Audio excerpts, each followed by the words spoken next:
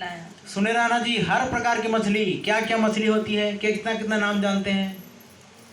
क्या क्या नाम जानते हैं? हाँ, टेंगना, कोतरी, खोपसी और क्या क्या बोलते हैं, डड़ाई है ना, सलांगी है ना, लपची, इस रीति से बहुत सारे मछलियों के नाम तो लिखा है। सब प्रकार की मछलियों को क्या हुआ, समेट लाया 48 पर।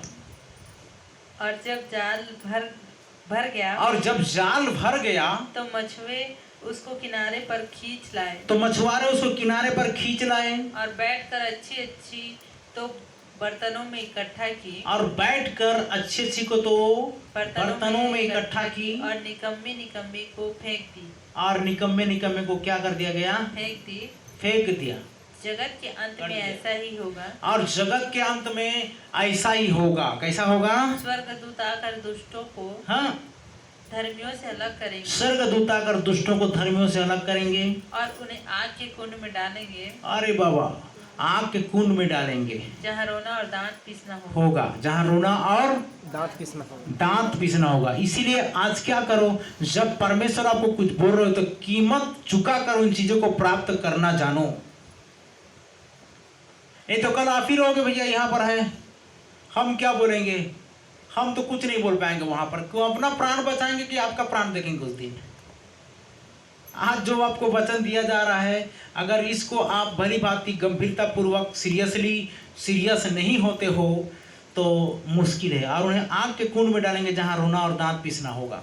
अहिल्या बोल रही थी, प्रभु तूने क्यों मुझे चाटा मारा? प्रभु ने जवाब दिया, तेरे को सचेत करने के लिए बोला गया, क्योंकि दुष्ट आत्मा आ रहा है। कौन आ रहा है? इसलिए उठ, तू प्रार्थना कर। हालेलुया। इसलिए तुझे चाटा मारा गया। आमीन। तो समझ में आ रहा है? और किसी किसी को चाटा मारता तो अच्छा होता जी। सबको इस रीति से है कि नहीं? सब सचेत और क्या हो जाते हैं? चौकन्ने हो जाते हैं। परमेश्वर जिसे प्रेम करता है उसे कोड़े भी लगाता है। लिखा, तेरे कोड़े और तेरे सोटे, तेरी लाठी से मुझे क्या मिलती है? शांति मिलती है। लगा प्रभु कोड़ा इधर से, वहां बोलना, इजाजत देना प्रभु को, प्रभु लगा मुझे कोड़ा, अगर नींद आ रहा है, मैं नहीं उठ पा रहा हूं तो। लेकिन हम तो उठ जाते हैं। आमीन।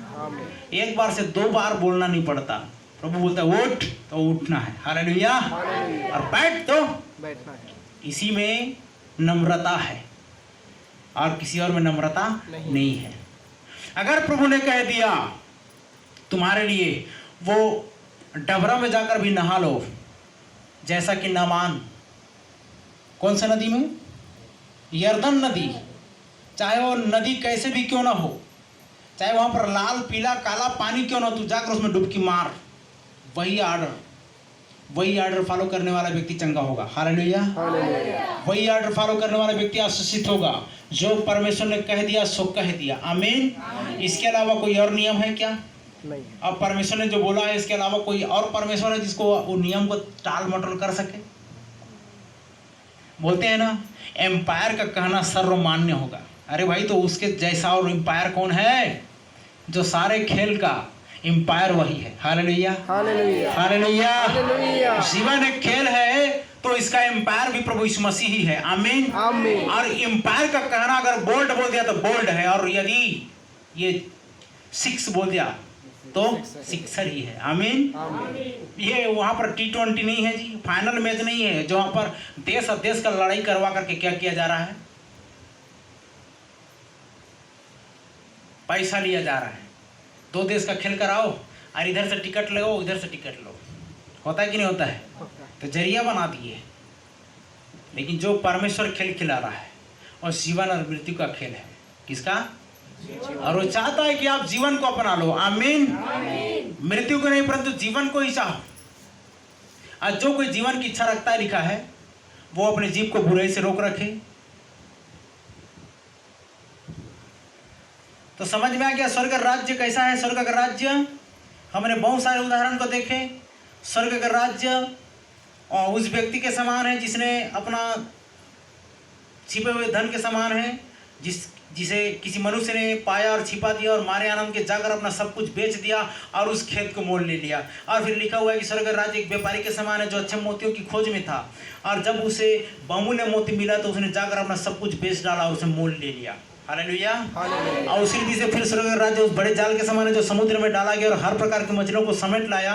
और जब जाल भर गया तो मछुए उसको किनारे पर खींच लाए और बैठकर अच्छी अच्छी तो बर्तनों में इकट्ठा की और निकम्मी निकम्मी फेंक दी। तो आप कौन सा क्या बनना चाहते हो? अच्छी बनना चाहते हो कि निकम्मी बनना चाहते हो? आपके ऊपर डिपेंड करता है। कीमत चुकाना पड़ेगा क्या के लिए? अच्छे बनने के लिए। हालेलुया। हालेलुया। क्या आप नहीं जानते यीशु मसीह ने कितना बड़ा कीमत चुकाया? उसने क्रूस की मृत्यु, यहाँ लिखा है कि यहाँ तक क्या कह रहा कि क्रूस की मृत्यु तक भी सह ली। आमीन। आमीन। आज